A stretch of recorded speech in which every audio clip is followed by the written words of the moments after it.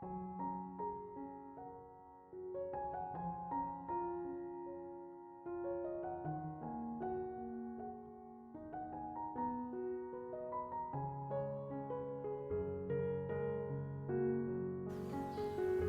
Ibu, Saudara-saudari, adik-adik kaum muda yang terkasih, Shalom, berkah dalam.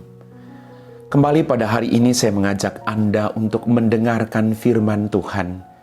Maka mari kita siapkan hati kita. Tuhan sertamu dan sertamu juga. Inilah Injil Yesus Kristus menurut Santo Lukas, dimuliakanlah Tuhan.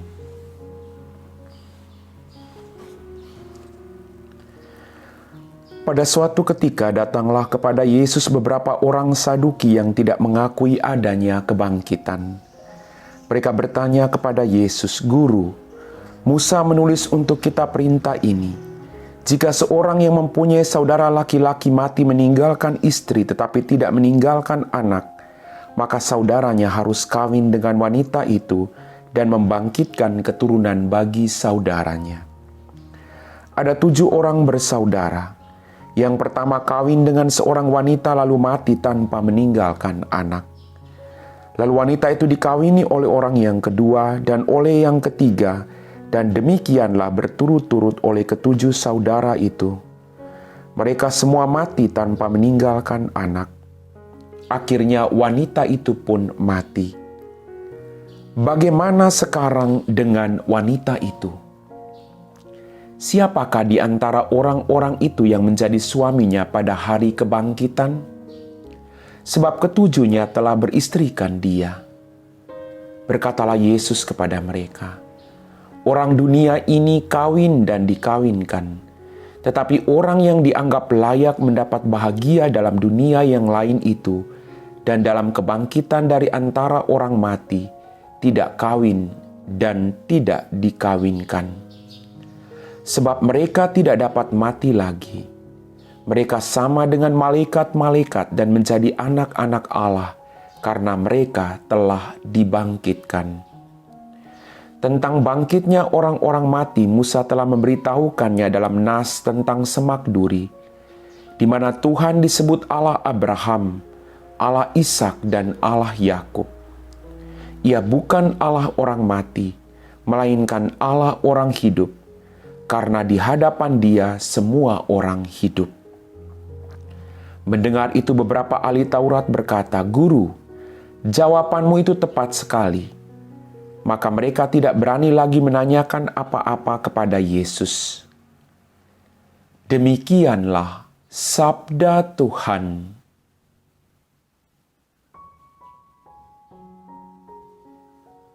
Bapak, Ibu, Saudara-saudari, adik-adik kaum muda yang terkasih.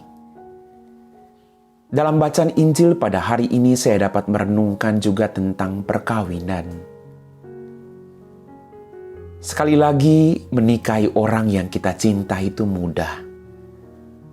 Tapi bertahan pada orang yang kita nikahi tidak akan pernah mudah. Karena yang tersulit bukan memilih siapa yang menjadi pasangan hidupmu.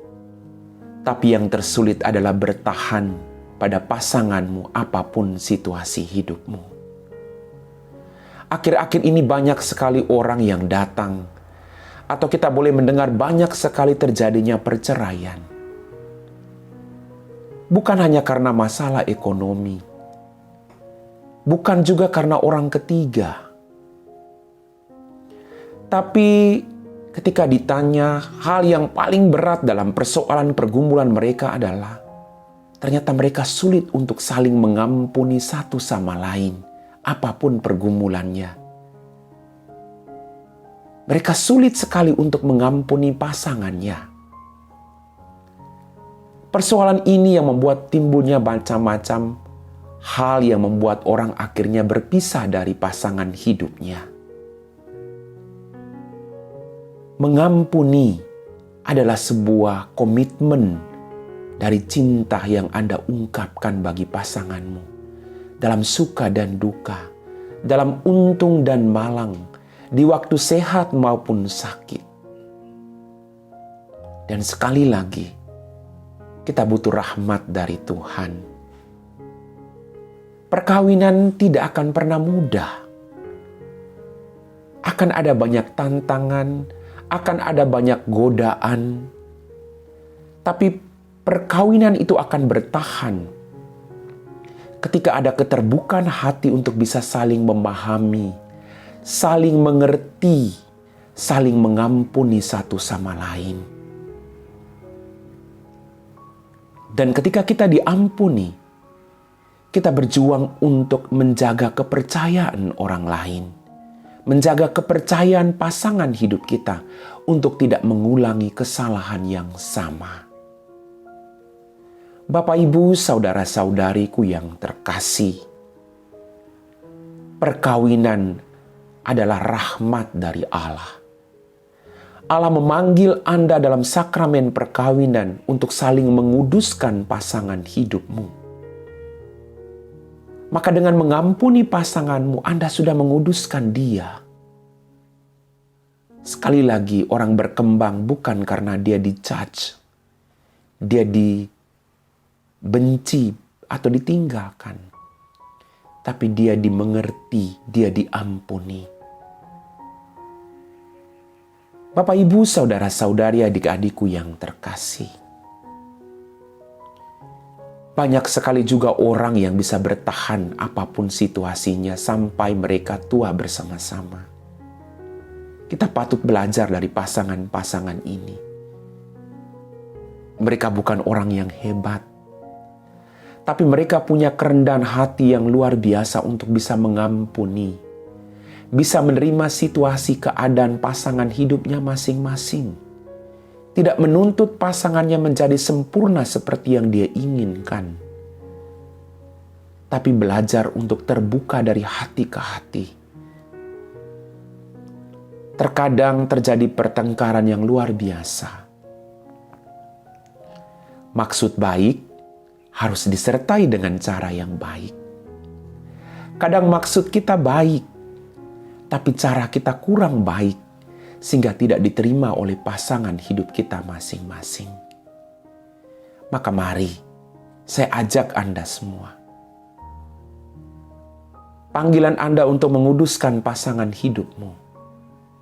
Ketika ada satu yang jadi api, ada yang harus jadi air. Dan saling mengerti, saling memaafkan. Jangan sampai saling menyakitkan terus-menerus. Apa yang Anda lakukan ketika ada pergumulan dalam hidup kalian masih bisa bertahan, Anda bisa menjadi berkat bagi pasangan hidup yang lain. Maka mari Bapak Ibu, terus tetap setia satu sama lain. Apa yang Anda ingin pasanganmu lakukan kepada Anda, lakukan itu juga kepada dia.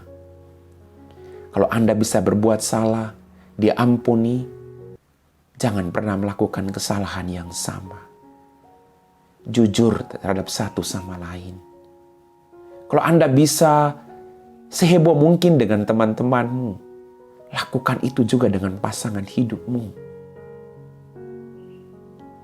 Jangan sampai Anda bisa heboh dengan orang lain, tapi dengan pasanganmu Anda jual mahal.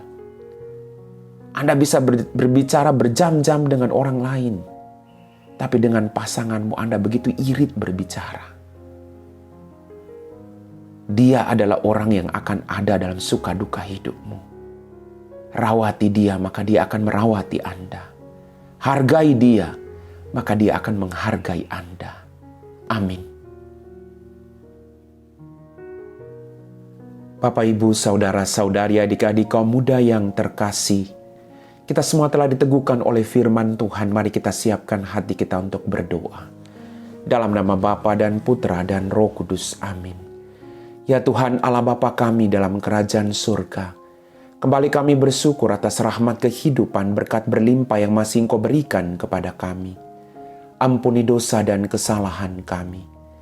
Saat ini Tuhan, kami berdoa bagi pasangan suami istri di mana saja mereka berada. Berkati keluarga mereka. Jauhkan mereka dari perselisihan dan perpecahan. Tinggallah dalam keluarga mereka Tuhan. Biarlah mereka tetap setia satu sama lain. Bukalah hati mereka untuk bisa saling memaafkan, dan saling mendoakan satu sama lain. Biarlah kehidupan mereka menjadi berkat bagi keluarga-keluarga yang lain. Berkatilah keluarga-keluarga yang saat ini sedang berada di ambang perceraian. Ketuklah pintu hati mereka, Tuhan. Tinggallah bersama mereka, agar mereka boleh membuka hati mereka untuk memahami, memaafkan pasangan hidupnya, dan memulai sesuatu yang baru. Semoga mereka bisa saling menghargai. Kami puji Engkau Bapa, kini dan sepanjang segala masa. Amin. Tuhan sertamu dan sertamu juga. Semoga kita sekalian diberkati oleh Allah yang Maha Kuasa, Bapa dan Putra dan Roh Kudus. Amin.